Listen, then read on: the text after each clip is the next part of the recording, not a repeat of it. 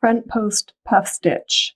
So this stitch is identical to a regular puff stitch. The only thing that we're changing is we're going to be working around the front post of the stitch. So we're going to yarn over, wrap the hook from front to back to front, so working around the front post, yarn over, pull through, pull up to working height once, yarn over, go around the post again, pull up to working height twice, 3 times, 4 times, yarn over and pull through all but 2 loops, yarn over and pull through. So that's one front post puff stitch completed. So this next front post puff, I'm going to be working into a front post puff. So exactly the same.